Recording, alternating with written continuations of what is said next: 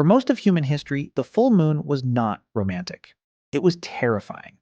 Every culture on Earth, across every continent, across thousands of years of isolated development, independently arrived at the same conclusion.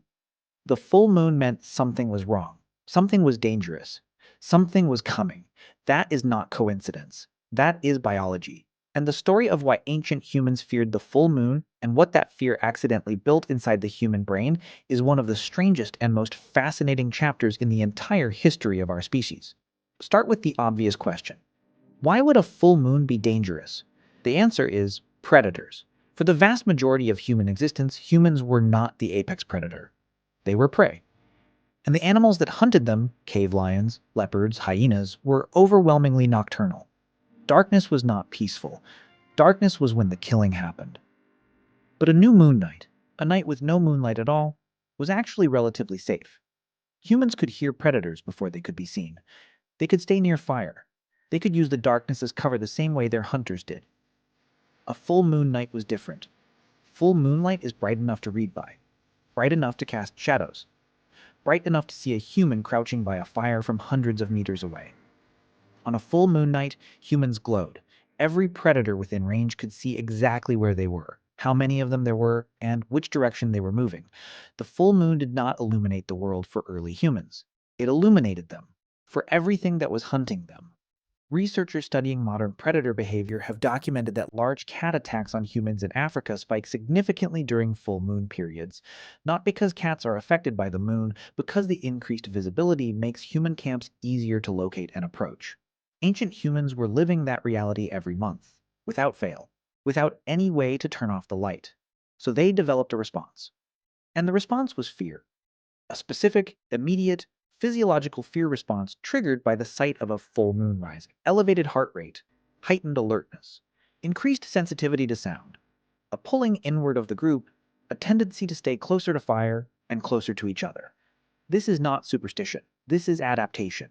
The humans who felt that fear, who responded to the full moon with increased vigilance, with behavioral changes that reduced their vulnerability, were the ones who survived full moon nights.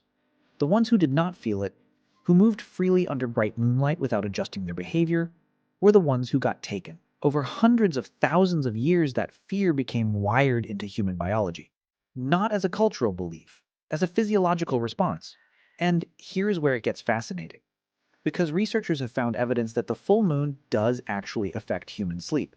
Even in completely controlled laboratory environments with no windows and no way for participants to know what phase the moon was in, people sleep less deeply and wake more frequently around the full moon.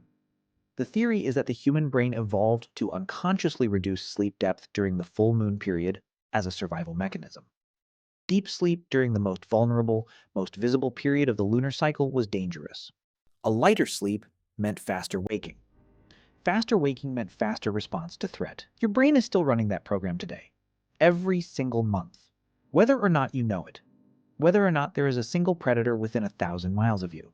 The full moon makes you sleep worse because your ancient brain is still watching for cave lions. But the fear of the full moon did something else. Something unexpected. It created culture. Because when a group of frightened humans gathered tightly together around a fire on a full moon night, staying awake, staying alert, staying close, they talked. They told stories. They invented explanations for why the full moon was dangerous. They created mythology, ritual, warning systems passed from generation to generation to explain what the moon meant and what to do about it. The full moon became the first shared cultural calendar, the most reliable recurring event in the ancient human experience around which behavior, ritual, and collective meaning were organized. Every ancient culture tracked the lunar cycle, not because they were romantic about it, because it was the most important recurring threat in their existence.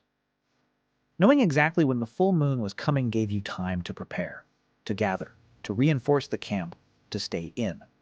The fear of the full moon forced humans to plan for the future, to think in cycles, to track time.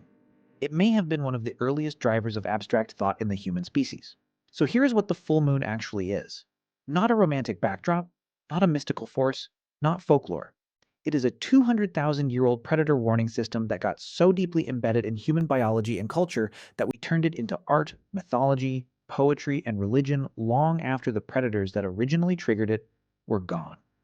Every culture that has ever existed on Earth independently associated the full moon with danger, madness, transformation, and the uncanny. Not because humans all arrived at the same superstition, but because humans all inherited the same ancient fear.